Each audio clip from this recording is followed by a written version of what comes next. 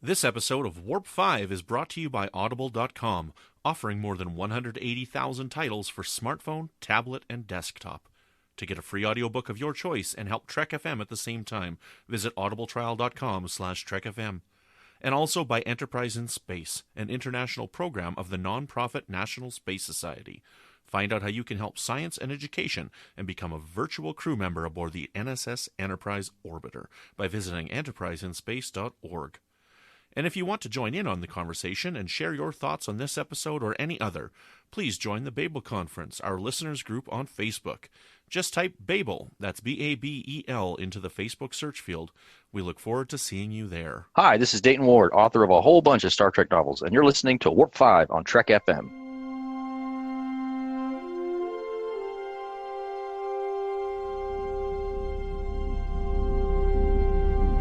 How we doing, Trip? Ready when you are. Prepare for warp. Course laid in, sir. Request permission to get underway.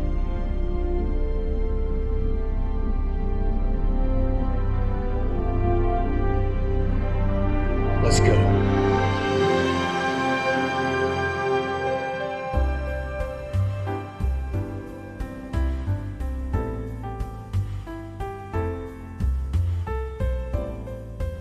Welcome, Boomers, to another episode of Warp 5.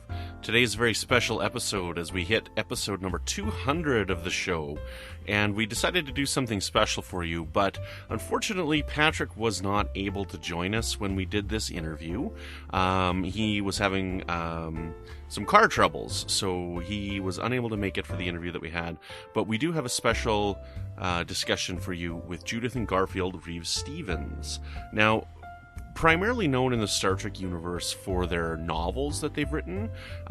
They've written very, very many novels, a lot of really great novels. They've written, I think it's 10 novels now with William Shatner as well, in what's come to be known as the Shatnerverse. They have written novels by themselves together, without William Shatner as well. But we primarily won't be focusing on their novels today in this interview. We're going to mostly discuss their work on Season 4 of Star Trek Enterprise, because they did some writing work on there. They were brought onto the team for the final season of the show. But we also talk about their novels. We talk about some of their other television work that they've done. So it's a very fascinating discussion. I hope you enjoy this very special episode of Warp 5, episode number 200.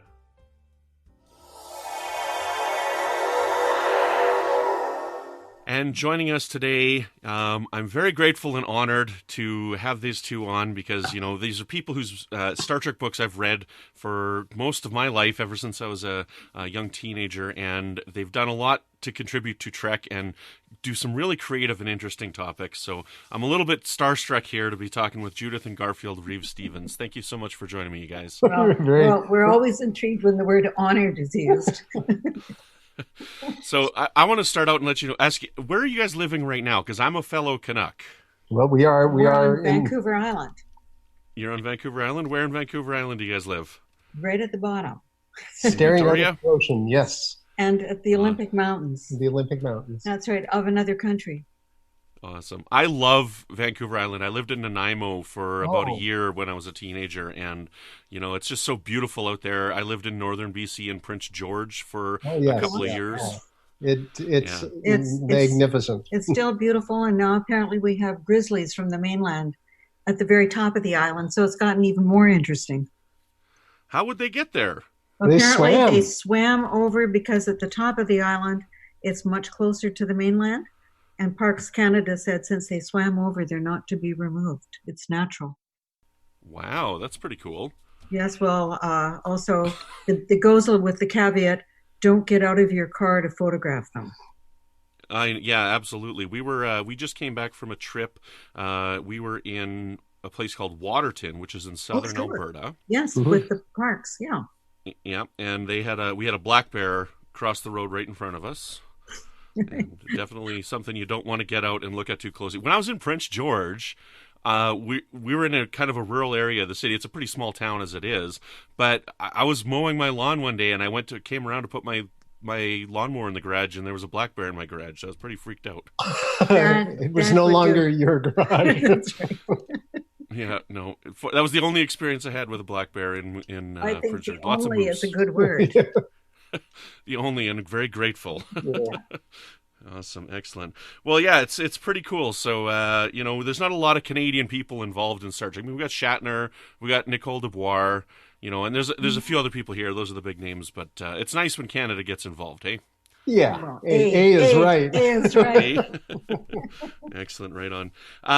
Well, we're going to be talking mostly about Star Trek Enterprise today and your guys' work there, but I'm going to ask you the question that you probably get asked a lot: is how did you guys become a writing duo together?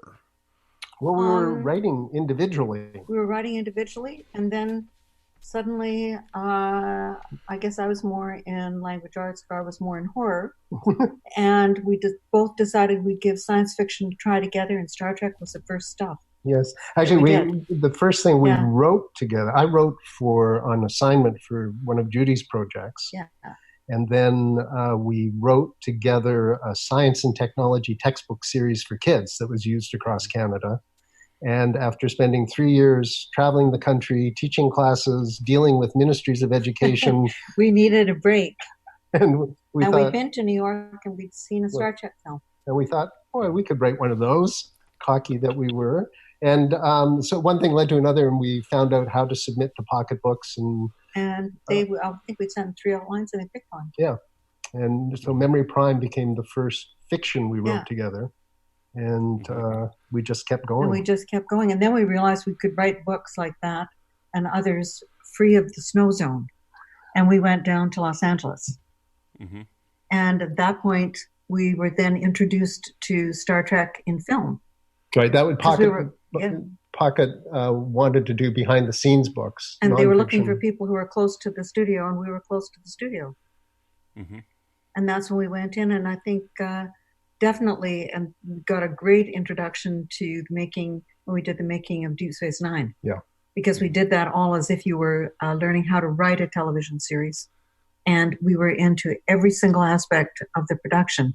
And that was just like flies on the wall. And that was fun. Yeah. And that was Rick Berman was incredibly generous and great. He called, we knew how important executive producers were at that point. We were working in television at the time too. And we wanted to get to meet him sort of on the first day of starting on this project. So we, very meekly said, listen, if we could come in and just speak with him for 20 minutes and let him know what we're up to. And so we went in to meet with Rick Berman the first time. And he said, I'm offended. How could you possibly think I'm only worth 20 minutes? And then we spoke to him for a while, and then he basically just opened up the keys to the kingdom and said, go anywhere, ask anyone anything. And that was tremendous, just to see a show starting from the ground up. Mm-hmm. Mm-hmm. And that was tremendous just for us as writers as well as screenwriters. Yeah. And Michael Piller was exactly the same. He let us sit in on, I don't think we ever sat in on pitch meetings because that wouldn't have been proper, but we sat in on story development conferences and writers' rooms and watched the whole thing go together. But we never told anybody that we were script writers. So when we went to Enterprise, they were kind of staggered because at that point we had 100 produced scripts, but nobody knew that we did anything but books. So except for Mike Sussman and Manny Cotto. Right. Well, when our agent called us and said that Manny Cotto had called him and asked if we had ever written any scripts because Manny knew our books. That's right. Because we were, and those books were things like Federation, and because that covered 250 years in the saga, it was hitting the themes that he wanted to hit in Enterprise. That's why we went in and joined the writing staff. Excellent, right on. So, with the D Space Nine, that would have been what, mid '92, late '92 that you're talking about when you were called in. 91, 92. I think it was 91, 92 in there, and that's when we met Mike and Denise Sakuda as well. And that was, as we said, a wonderful introduction to how the writing process of Trek goes. So by the time we hit Enterprise, we knew what they did. Mm-hmm. So at the time when you had got in on the D Space Nine production, had you written any television scripts at that time? Oh yes. Yes, okay. We had. Yeah, we had done a ton of animation. We'd run 2 writing rooms for 2 animation series. And we wrote on Batman, the animated one for Warner's, the dark noir one. Yeah. And one of the first live action ones we wrote for was a show called Beyond Reality. Yeah. And our first day on set on Enterprise, we met the director who was directing, I guess, Home. And he had directed one of our first scripts in Beyond Reality from Canada. Right. Yeah. Oh, nice. That's pretty cool. So how would you say writing for animation would be different than writing for live action? Animation, those scripts are really long. Yeah. And you call out all the shots. There's none of this, the dishes get up and dance. You have to break it down shot by shot. And you don't do that in a live action script. Yeah. For writing an animated script, it's like you're writing not for a director and actor as much as you're writing for the storyboard artist. Mm-hmm. So you're letting them know, draw this panel this way, draw that panel that way. And that's their starting point. And really good storyboard artists will then see the intent and make it even grander. We did on Batman, the animated series, we wrote the episode that people love to reference, the one with Batman in a straitjacket in Arkham. Dreams in Darkness. And that got the honor of being the show. Fox Animation or Warner's Animation was always running the problems with broadcast standards and practices for Batman, the animated series, and they would always get notes back. But the storyboards for our Dreams in Darkness got the honor of being the first episode to be completely rejected by broadcast standards and practices.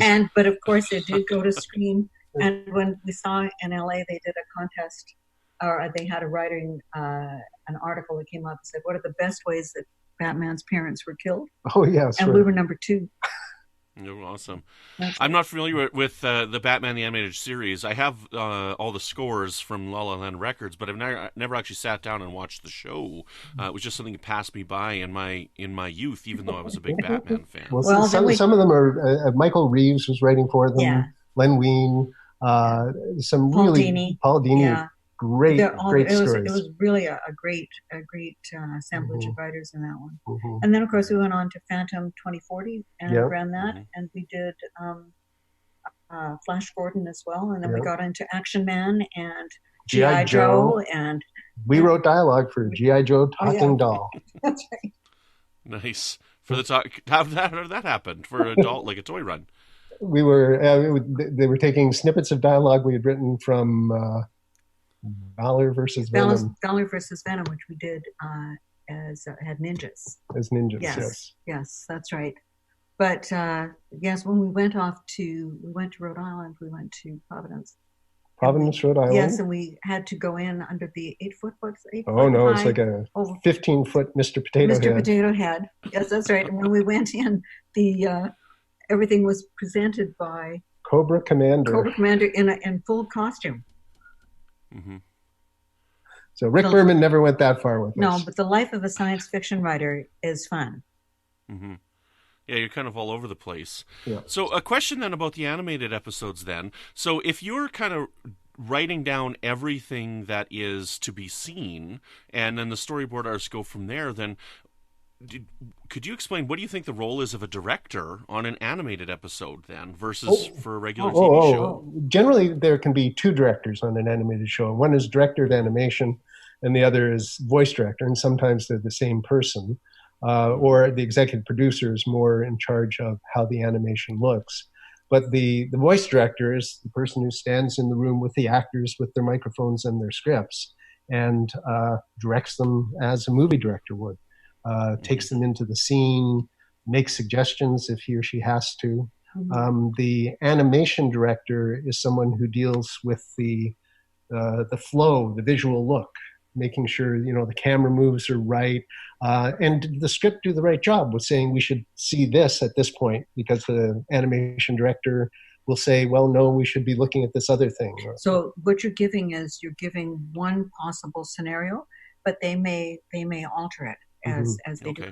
You have to break it down. Yeah. It can't just be left as as we said in like Beauty and the Beast, when I saw the script for that, it said the dishes get up and dance, because for Disney, you didn't call it out. No, you didn't. And it's interesting, sort of the style of animation that we were writing, or the script format we were using, is considered like the American animation style. And apparently, we were told it came out of the Hanna-Barbera shows of the 60s, because Hanna-Barbera was doing the Flintstones and the Jetsons for network television.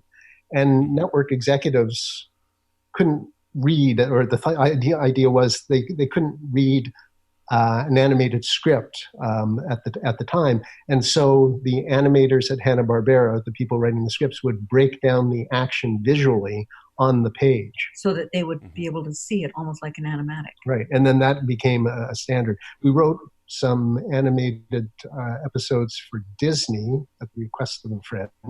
And and it was interesting. Disney, you got to be a bit looser with the description because, they had real top-notch animators at work. And if you were writing a Disney animated feature, you would just write that as you would a feature. Almost like a live action one. Yeah, because they're going to determine what it looks like.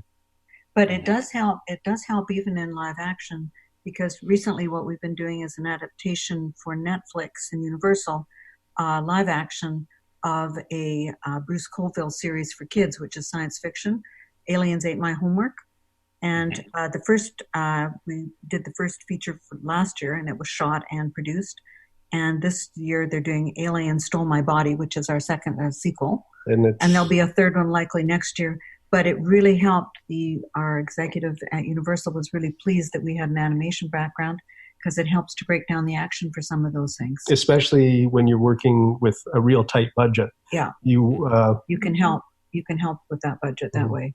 That brings us to an Enterprise story, actually. Oh, yes. We when we were working, we wrote the script of The Forge, and Manny invited us into the production meeting. This was 4th season. And of course, it had the Sailot. And that before we even arrived at Enterprise, everybody knew if we were going to be on Vulcan, we had to see a Sailot. So we got the Sailot in The Forge.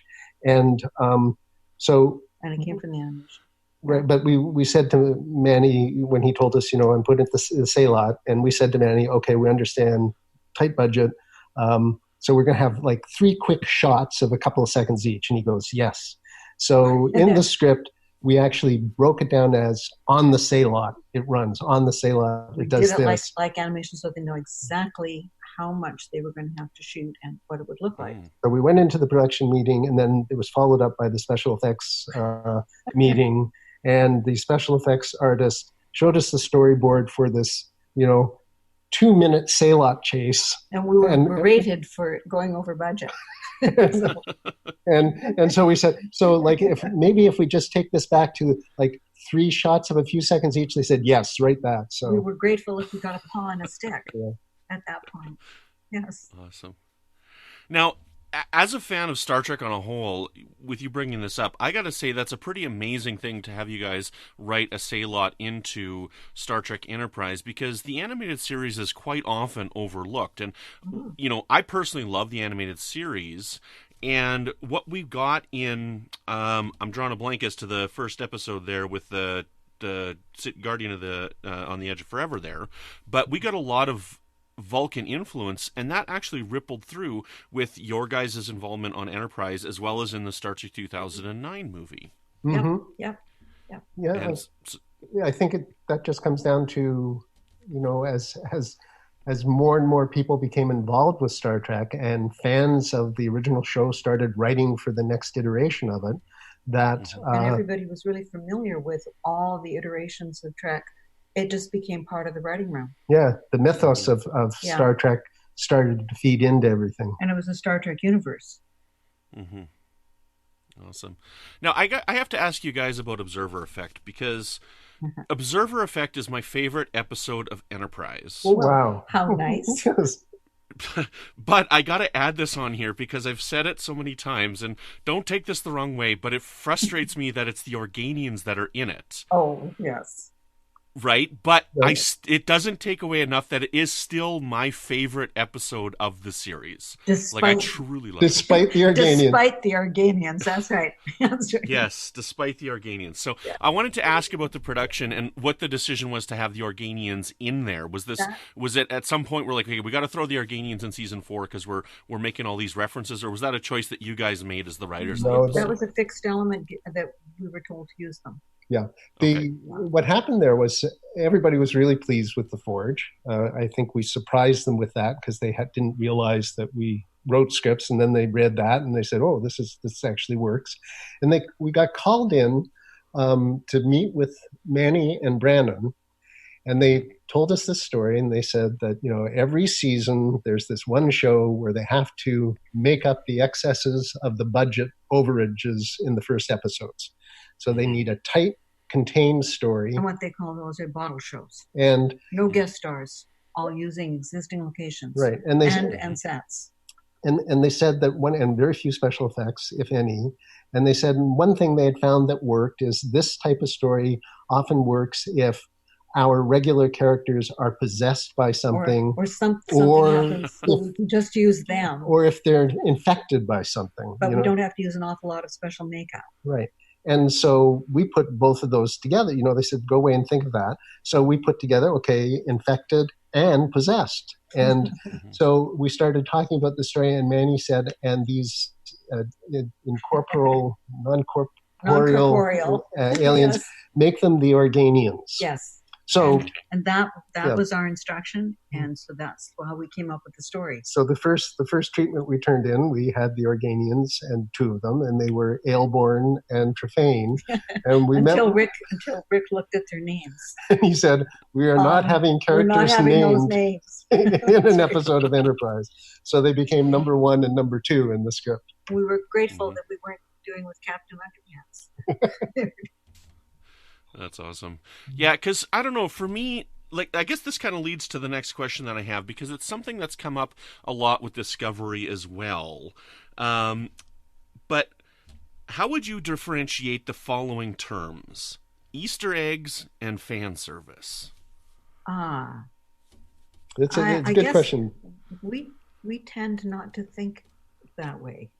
Fan service to us is something that, if you're not a fan, you still notice it, and it slows down the story or confuses the story. An Easter egg is something, it's not necessary to be noticed.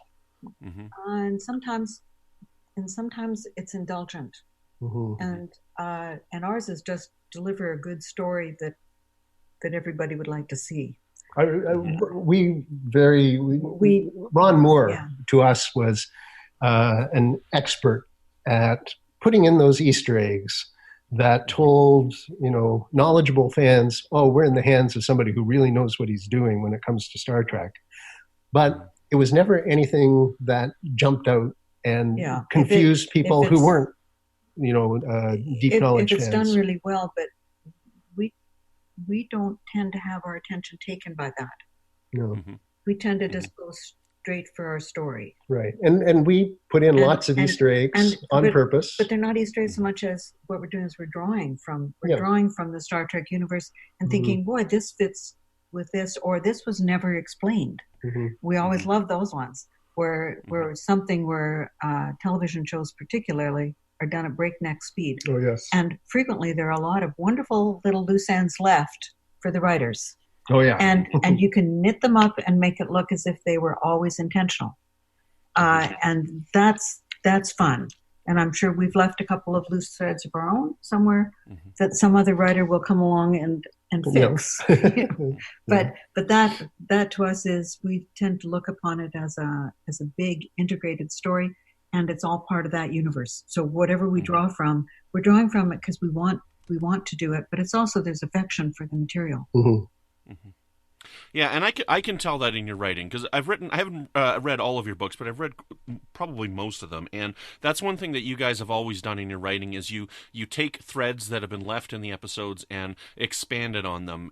Some of the more fascinating ones, like the book, the 6th book in the Shatner trilogy, I think it was just called Preservers. There's some really great stuff in there, and personally, I'm a big reader of the novels. You guys can't see it here, but just to the left of me, like I've got every novel in published form from Pocket Books for the Star Trek novels, and I'm going through and reading them all. I'd say I'm probably about halfway for reading them all. But I think that reading the Star Trek novels made me a better Star Trek fan because while the novels are not canon, that's kind of what helps me with canon inconsistencies in the shows, because I can kind of pick and choose which things are important for continuity threads. Like, for example, one of the greatest things, in my opinion, that came out of the novels was that the Andorians have 4 genders.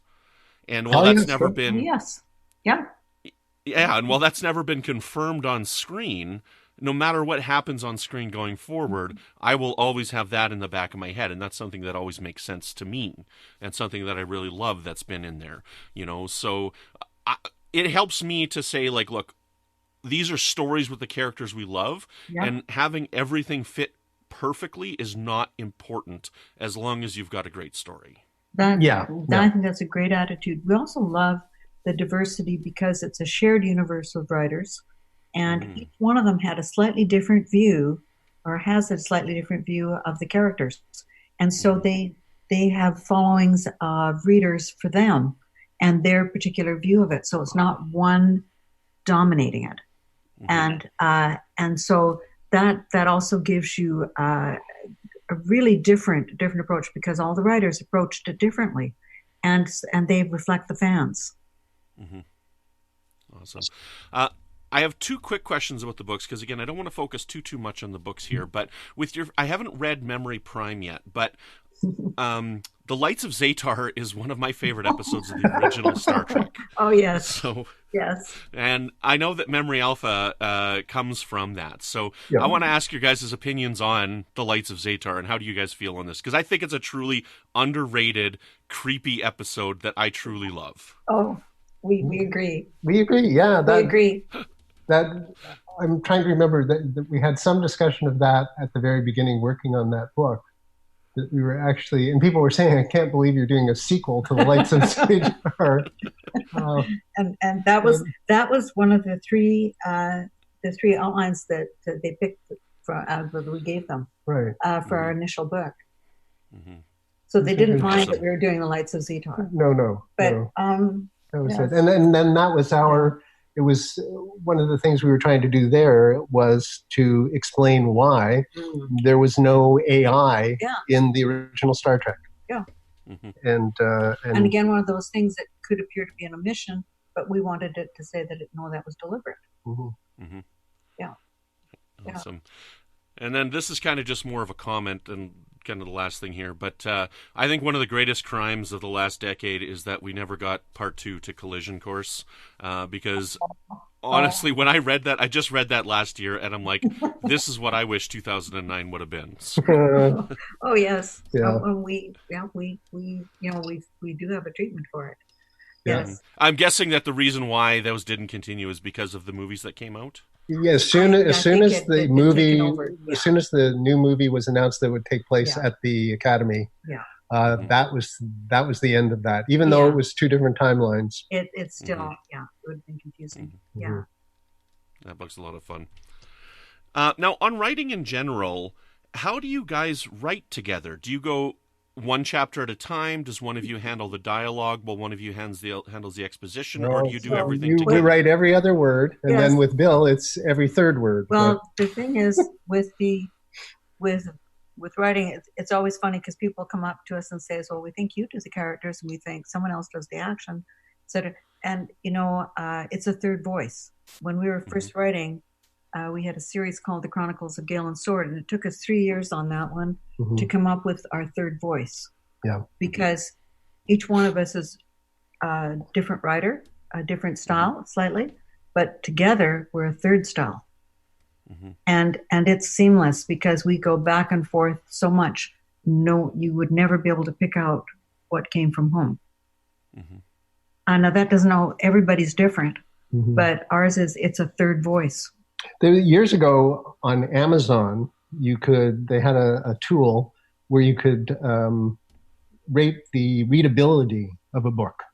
and it would give it a complexity score. And we found it fascinating that our military techno thrillers had the highest rating. They were like, I forget how the scale worked, 1 to 30, but we were at 28 or 29 for the military techno thrillers.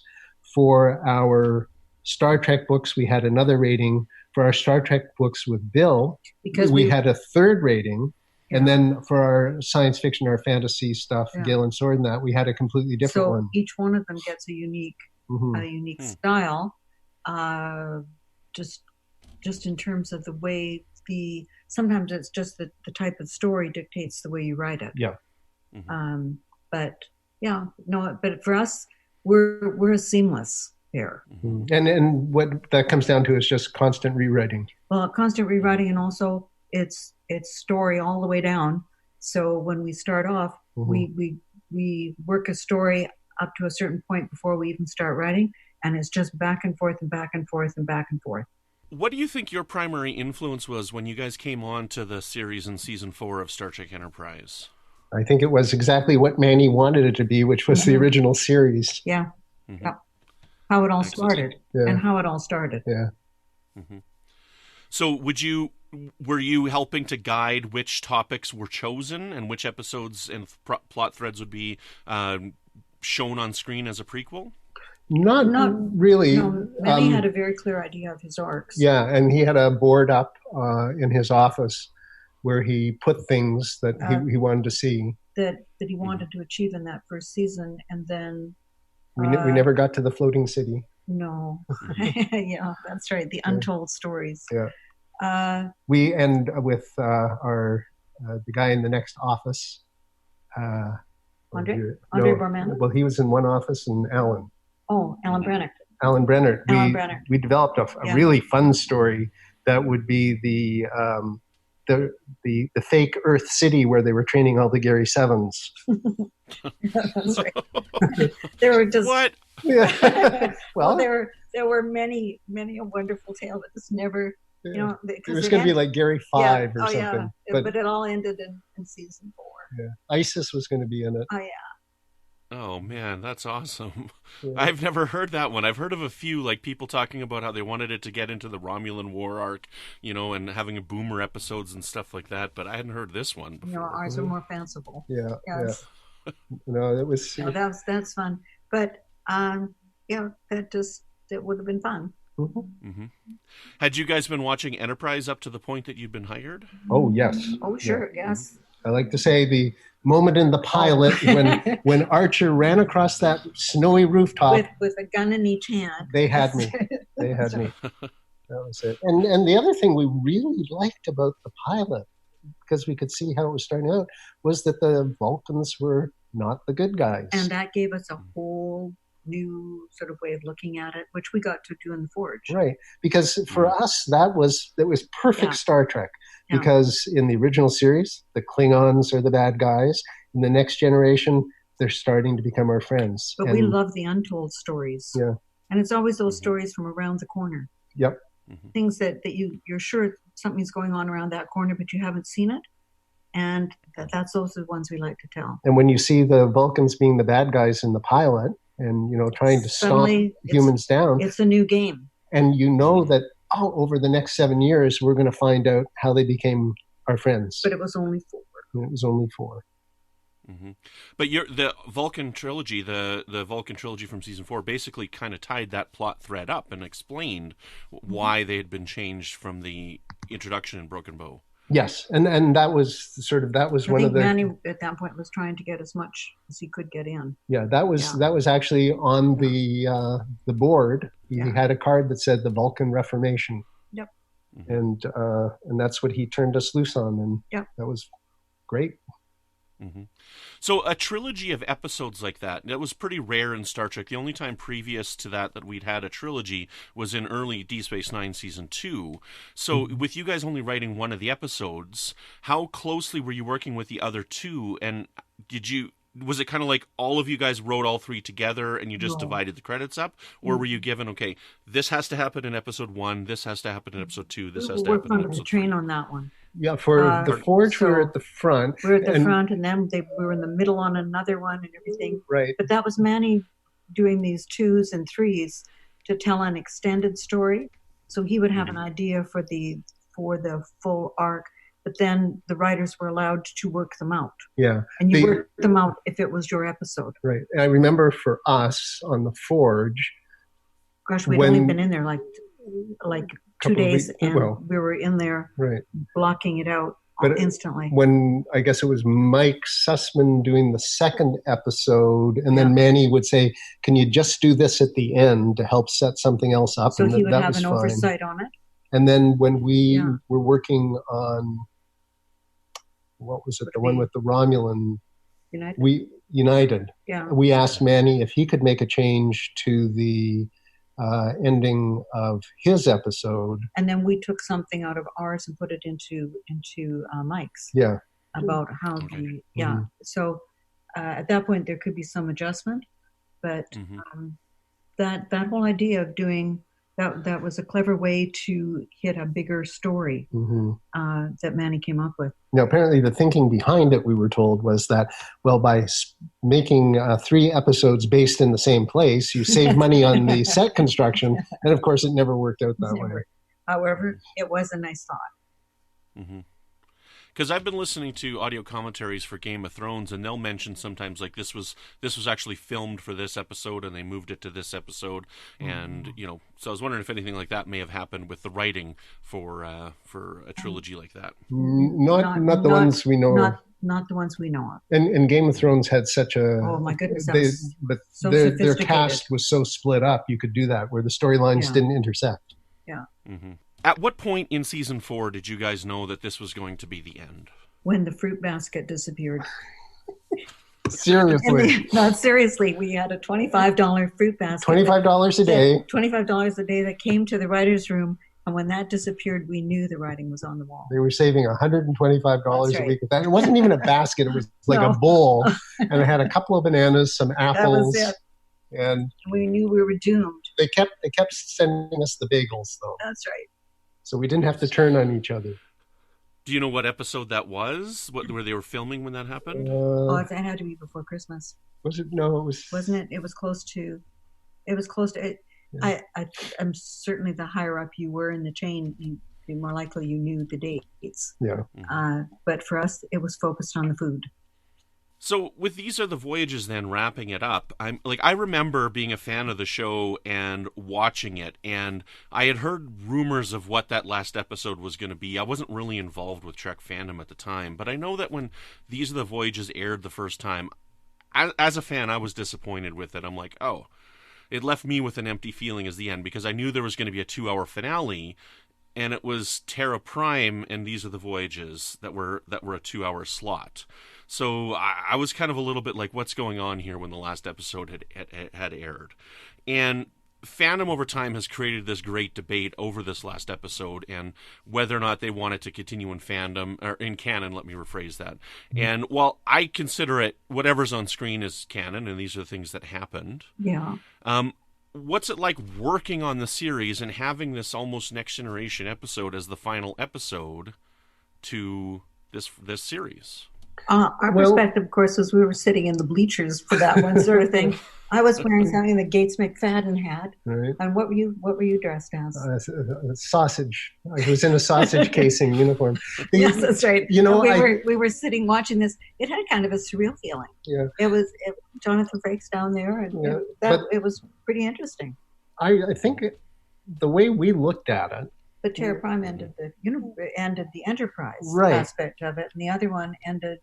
And that era of Star Trek. Yeah, Rick and Brannon's era of doing the whole shows, all the shows.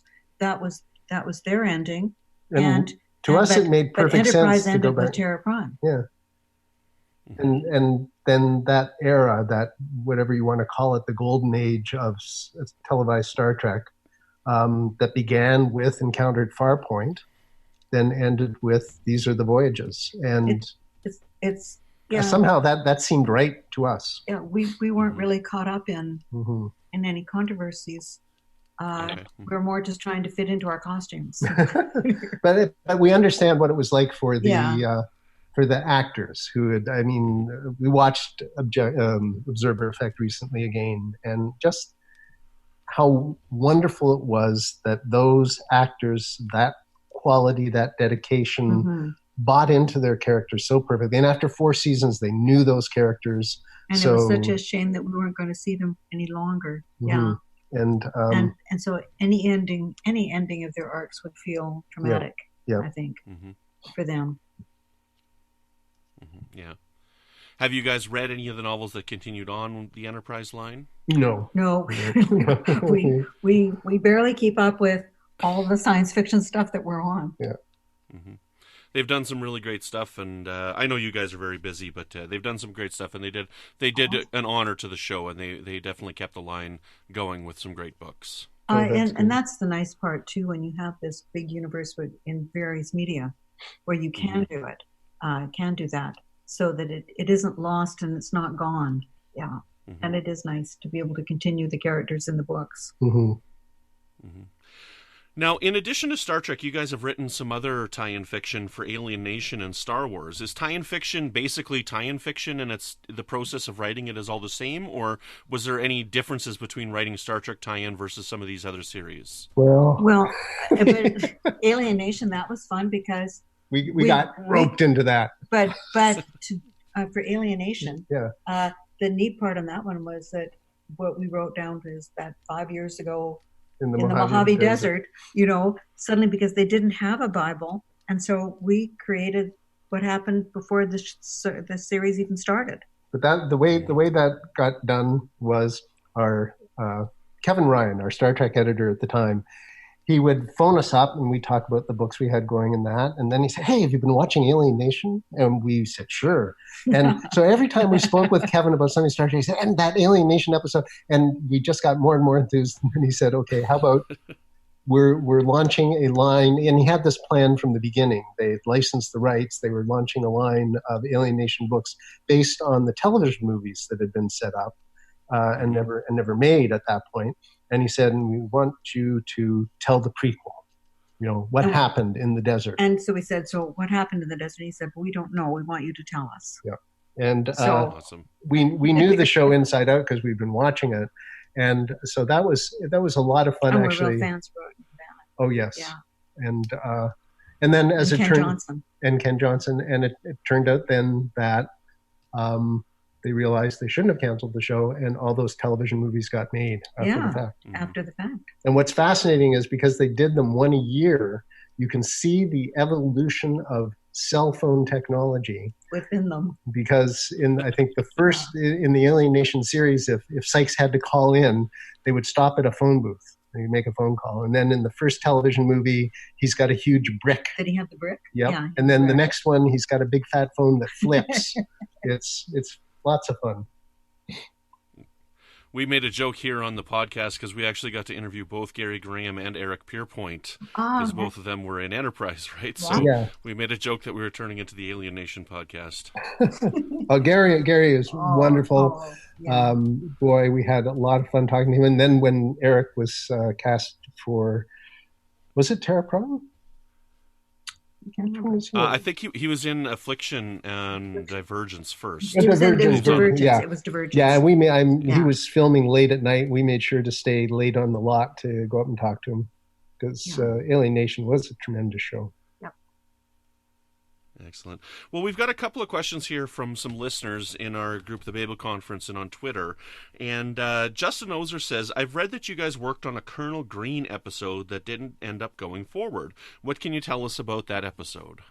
Oh, wow. Yes. yes. Oh, my gosh. Yes. That brings it all back. That's why we had the meeting with Manny and Brandon about Observer Effect, do the low budget one. Yes. Because we pitched a story to Manny, and he said, "Yeah, right up." And we wrote the treatment. Yeah. And turned in the treatment. Oh, man. And it was Kernel Green. And it was Kernel Green. That's right. And we found out that Reed's grandfather had worked for Kernel Green. He was on that side of the battle. So that was a dark secret in Reed's family. And it ended up with, because it was the first part of what was going to be a trilogy. and it ended with we had him climbing on the outside of the ship. Yeah, right? he was. Trip was on the outside of the ship in a suit, great techno thriller, and the ship was going to go to warp, and they were going to keep reducing the warp bubble until he was streamed off. This is the way we wrote it, right? And we turned that into Manny, and Manny really we did it all at stand up at the board, and he said, "Oh, and I love this," you know, and then we wrote it, and what happened was. Yeah. Brandon said, and we take this as a point of pride, Brandon said it was too dark. and then they had us in for the meeting to talk about the low budget, can we have them infected or taken over by an alien? And that's when we did Observer. Boy, I had forgotten that. Yeah, that's right. Yeah. Awesome. That sounds pretty neat. So a little bit too much budget, so rein it back a bit. And we got Observer Effect, which is a masterpiece still. I really do love that. I really love Observer Effect. Like the idea of having that sentence that they kept saying, somebody always dies, somebody always dies. Like it kept the tension up in the episode the whole time. We really had fun writing that one. It was so stylized. Mm-hmm. Yeah, that was fun. It was sort of a blend of the Twilight Zone and the original series. Yeah. Mm-hmm. Excellent. Now, one of our listeners on Twitter, Brandon Harbecki, says, what was the experience like writing Quicksilver, and would you ever like to write another thriller in that vein? Oh, gosh, yes. Yes. Quicksilver, we went to the Pentagon, and that we got shown around. And they showed us the Star Trek room because they had the Faraday cage, and they had the floor was pulled up. Mm-hmm. And they called it the Star Trek room in there. Right. What happened? The Pentagon was undergoing renovation, and so this was prior to 9/11. Yeah, we turned in our camera, and we were taken around, and we had 7 hours. We were in there. Yeah, but we were allowed into what was essentially the Air Force command room, which they called the Star Trek room, because none of the computers had been installed, but. Honest to gosh, it looked like it had been designed by Herman Zimmerman. And of course, Herman was involved. They did bring Herman in to talk about design there at the Pentagon. But also for us, the weird thing on that one is right after that we had written that one and been published, and then we went to Australia, and we were working on Sir Arthur Conan Doyle's The Lost World, and we were at Movie World in Queensland, and. The day we arrived was what? I think it was like September 9th we arrived. Well, but it was the 10th there. It was the 9th there, but we had just arrived. And that morning, Gar had the computer on, and there were these pictures, and we thought it was something for a movie.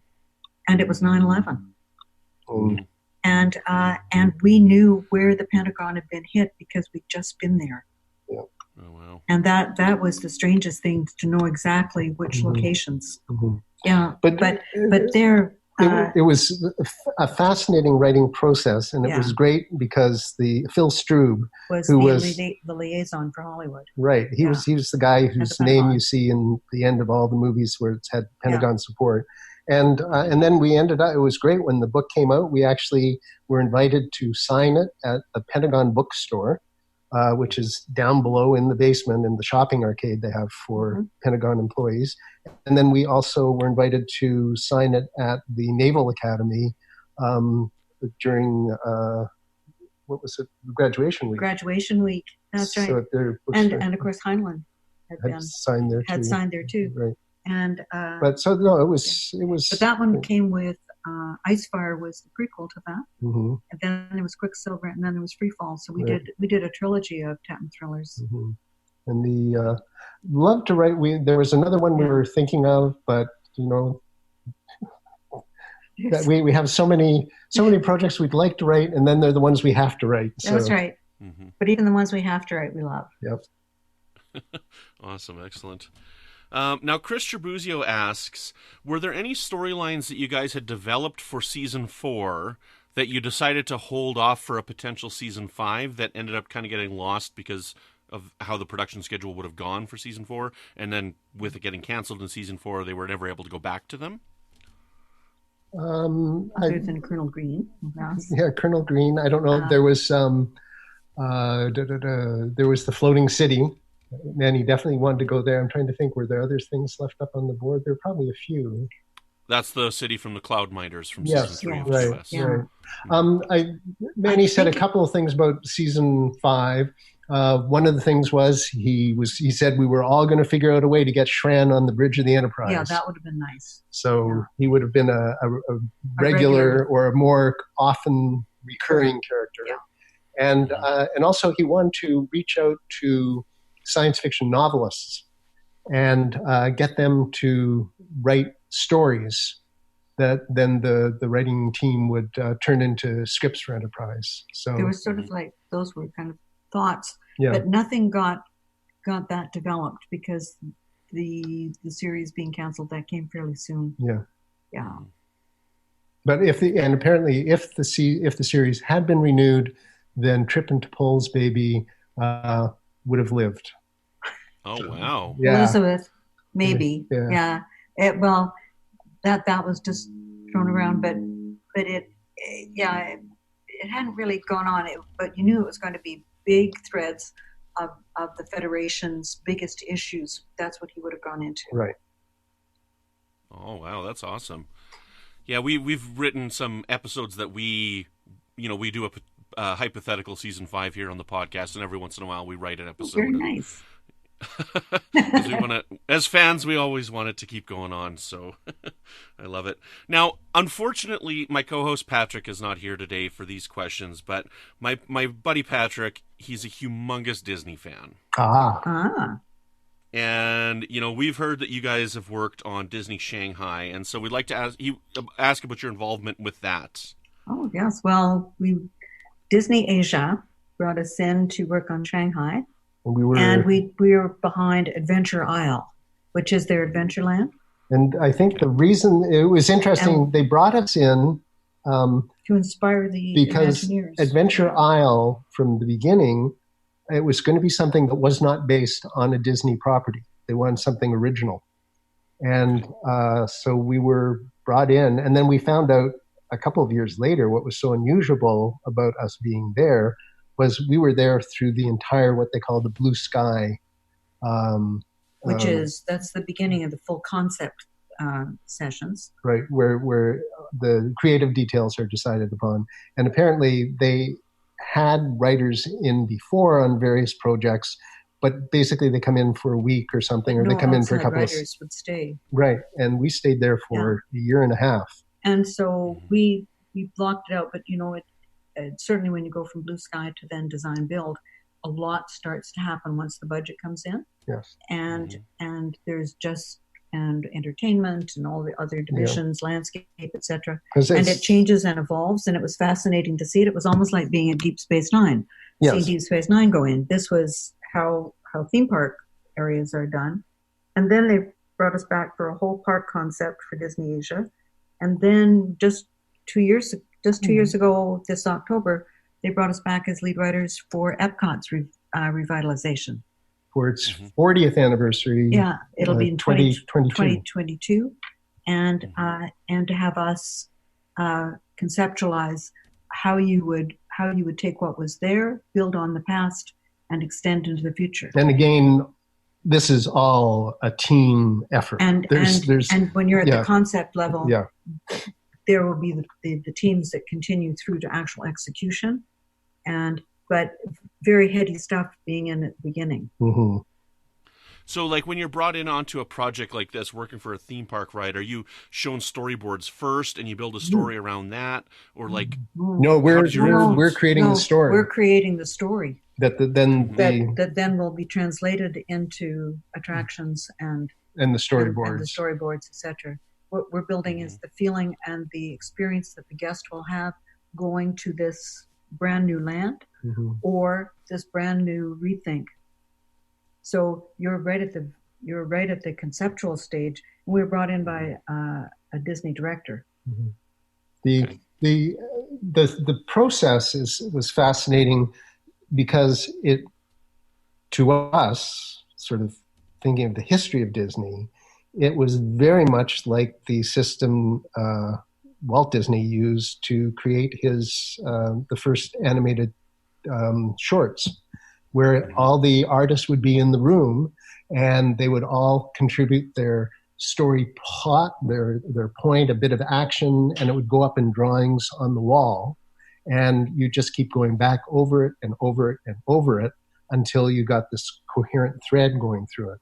But what we did, for instance, for Adventure Isle, was we went in, and the time and the place is very important, and the feeling of it. And what we did was we created documents and things that would spur thinking of that. Mm-hmm. And so what we settled on was 1935. Well, that was at the beginning. At the very beginning, 1935, at the time of kind of the age of explorers and expeditionary forces to unknown lands. Mm-hmm. And we created a 1935 edition of National Geographic with all the illustrations and all the things that they might see going to Adventure Isle, and made it as if it were real, and it was in 1935 that you were seeing it. Cool. And that was how it started out.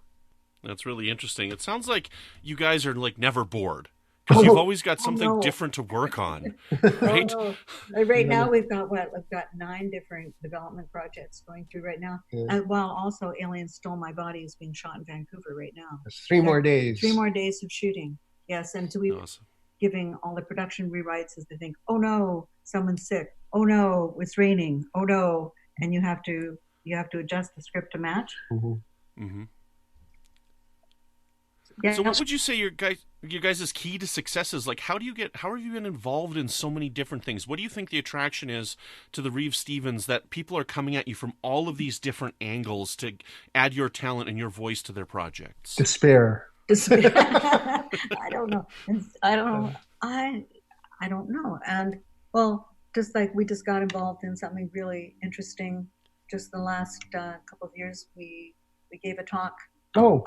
We gave a talk for Digital Hollywood a couple of years ago, 2 years ago. Mm-hmm. And in the audience was a book editor who was putting together a giant handbook for a Nature publication from Springer on transhumanism. And they got 70 different contributors, and we're the only science fiction one. And it is the transhumanism handbook. And we'll be giving a talk on that. Pub date is the 15th of this month. Right. And on the 24th, we'll be in LA, and we'll be giving a presentation. And since we're the only sci-fi people that were in it, ours starts with, what's the worst that can happen? What science fiction can tell us about artificial intelligence? What could possibly go wrong? Mm-hmm. But and that's just another, these things happen to science fiction writers. Yeah, I don't but think also, we're unique in that. There's a rule of success that William Shatner is also promulgates, or it says always say yes. Yes. Mm-hmm. And so when somebody comes up and says you want to contribute a chapter to transhumanism, you have to look up what transhumanism means. We would always say yes, sure. Say yes, yeah. That's right. And it's like, yes, we would. Success for actors, we've heard, is if the casting agent says, "Can you ride a horse?" You say yes, and then you go take those lessons. You know you will by the time you have to do it. Yeah. I don't know. We've been fortunate enough to be involved in all sorts of projects, but one thing unites them is all science fiction. Genre, it's genre, whether or not it's historical or near future. Contemporary, near future, or far future. Because that's how we ended up writing a book with the chief engineer of NASA. Or JPL. Of JPL on Going to Mars, and writing a 4-hour miniseries on that too, Race to Mars. Well, and that all came about from Star Trek, because what happened was when they were shooting, I guess, Next Generation. In the final year, they had a contingent of folks from JPL come out to the set, and Brian Muirhead was one of the engineers. Yeah. He phoned up Rick Berman, the year later, and said, "Listen, the Mars." He had been the project director for the Pathfinder rover, the first one on Mars. They wanted to tell the story of the people who had put Pathfinder on Mars. And Brian asked Rick if he knew a Star Trek writer on staff who could help him write that book. Rick said, well, I think you should meet the Reeves-Stevens. Yeah, so he put us together, and then when we did that one episode for Enterprise, where we showed Mars, oh yes, we had the chief engineer come out, Brian come out, and he said, you'll never put your foot on the actual Mars, but you can come out and look at our set. And then he stepped on the green screen and got yelled at from across the set. That's right. And he also twiddled the dials in the in Trip's engine room. In Trip's engine room, and we said, no, you don't touch them. That's right. It was fun. But then at JPL, when we started hanging out there to write the book about going to Mars, that's where one of their top people said, "Oh, Icefire, love that book. It's the first techno thriller that got the satellites right." Oh. And so they all these things intersect. They all intersect. Yeah. No. Pays to do your research. Awesome. Yeah. Okay, so can you guys ride a Sailot? Yes, we can. When do you need us to do that? Need us. Right. But of course. Yeah. But of course. Awesome. Okay, so wrapping up, guys, can you let the listeners know where they can find you online? Can you tell us about your latest novel, Wraith? And then you've talked a lot about, the aliens are coming. I can't remember the title. The first one was Aliens Ate My Homework. Yes. You talked a little about that. But what else? What other projects are on the horizon that people should be looking out for? You could say officially Beyond Aliens Stole My Body, yes, which is number 2 in that series. Aliens Ate My Homework came out last year. Netflix, most places. Yeah. But it's on DVD and streaming services. Aliens Stole My Body, I think, comes out. Will be next year. Next spring. The transhumanism book, which is utterly fascinating. Yes. 863 pages. We're digging our way through it. Transhumanism, of course, is about all the ways we can prolong human life, become faster, smarter, survive in space without spacesuits, things like that. It's incredible stuff. And for Wraith, there are podcasts that we did that are online. Or no, those were the book commercials. The book commercials, but they were online. Yes.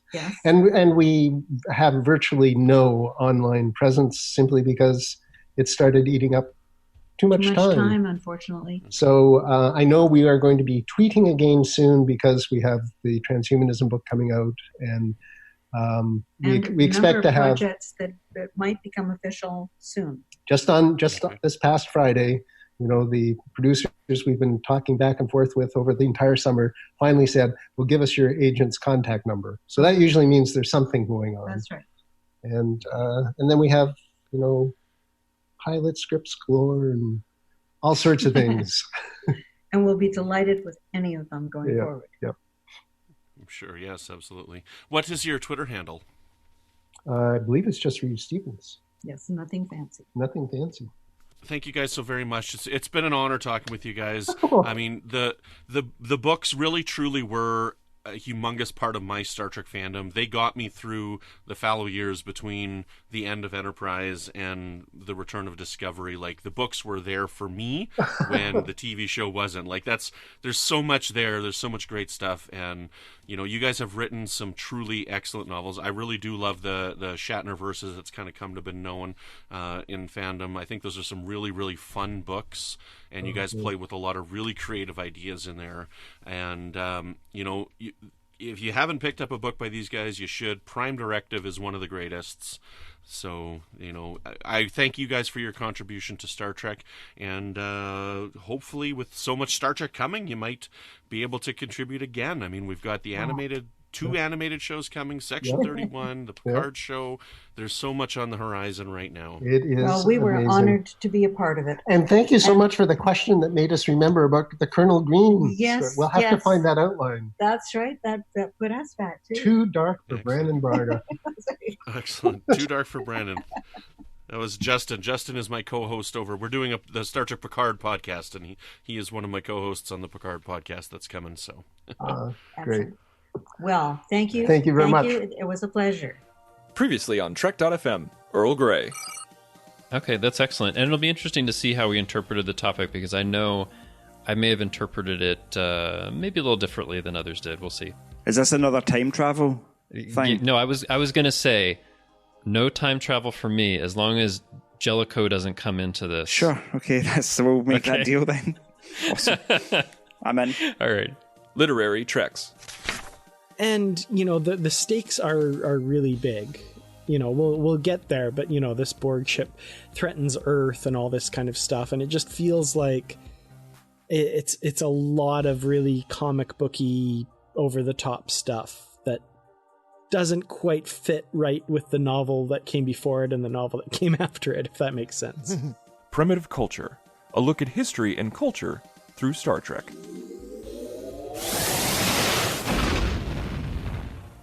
And Next Gen arriving was this sort of, wow, this looks incredible. I know when we look at sort of first season Next Gen now, what we're going is, wow, this is really slow and stagey. But in fact, it was incredible. It was absolutely game-changing.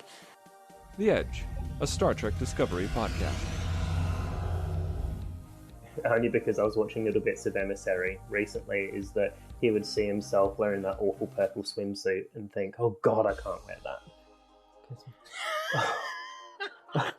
Oh my gosh. Every time I see it, I'm like, whoa, I'm really glad I'm not wearing 24th century clothing. If you wanted me to murder an entire society, fine. But I'm not wearing that bathing suit. Too revealing. That's where I draw the line. That's funny. And that's what else is happening on Trek.fm. So check out all these shows and join the conversation about your favorite corner of the Star Trek universe and beyond. You'll find us wherever you get your podcasts. If you're an Apple user, please be sure to hit the subscribe button at Apple Podcasts on iPhone, iPad, or Apple TV, or the desktop iTunes app to get the latest episodes as soon as they're published. And please leave us a star rating and a written review. If you're not an Apple user, we've got you covered as well. You can find our shows on Google Play Music, Stitcher, TuneIn, Spreaker, SoundCloud, Windows Phone, and most third-party apps, and you can stream and download the MP3 file from our website or grab the RSS link as well. I'd like to thank very much, I'd like to send a very special thank you to our friends over at the Spocklight podcast who put us in touch with Judith and Garfield Reeves-Stevens so that we were able to do this interview. Thank you so much to the hosts of the Spocklight podcast. We'd love to hear your thoughts on today's show, and there are many ways for you to do that. The best place to join in the larger conversation is the Babel Conference, our listeners group on Facebook. Just type Babel, that's B-A-B-E-L, into the search field on Facebook, and it should come right up. If you'd like to send us an email, you can use the form on our website at trek.fm/contact. Choose to send to a show and select Warp 5. That will come right to us. You can also find the network on Twitter at TrekFM and on Facebook at facebook.com/TrekFM. Patrick can be found on Twitter at MagicDrop5, and you can find him every other week here on the network with a show called The Edge with his friend Amy, where they talk Star Trek Discovery. You can find me on Twitter at Brandon-Shea, and you can find me over on a couple of other podcasts. One is called The Line here on Trek FM, which is all about Star Trek Picard, and I host that with my friends Justin and Chrissy.